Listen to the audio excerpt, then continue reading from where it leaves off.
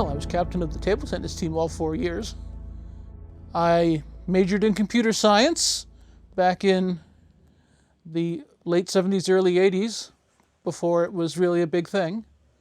I didn't do any graduate work because back then there wasn't that much to do.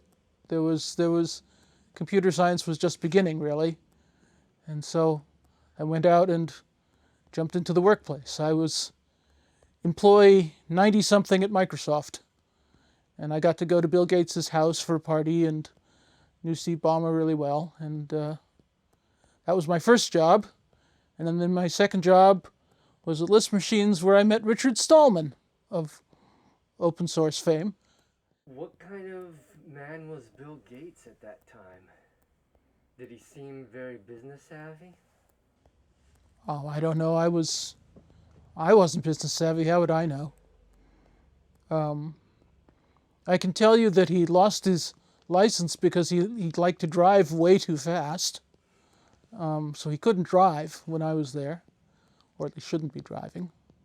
And this was before he was, the richest man in the world. He was living in a rented house, it was just a pretty ordinary house.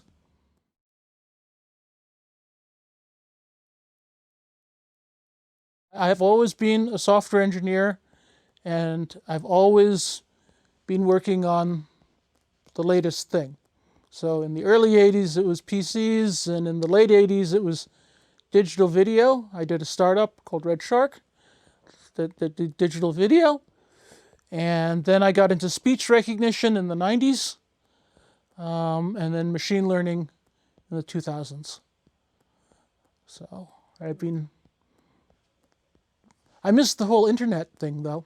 I never joined an internet company, so I blew it. So digital video in the late 80s? Yeah. Is that what you said? Yeah. Wow.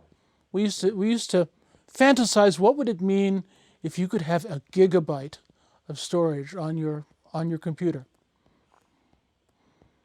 And RedShark had a suite of tools, including a database, an editor, and a thing that would convert video to the data, a codec, which you could then transmit over the network. We were a little too early, though. So what happened with that company? Do you know? It was acquired by IBM for basically what we owed in various things. So everybody broke even. I wonder what IBM did with it. I don't know. I don't think they did anything with it.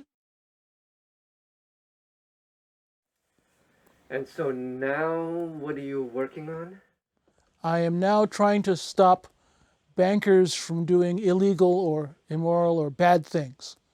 So you have, if you're a bank, you have thousands of employees sending each other phone calls and chat and emails and all sorts of different kinds of communications.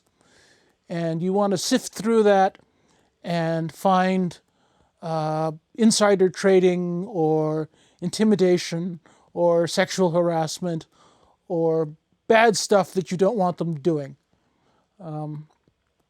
And government regulators insist that banks do this, that they try to stop illegal things, bad things. My stuff is using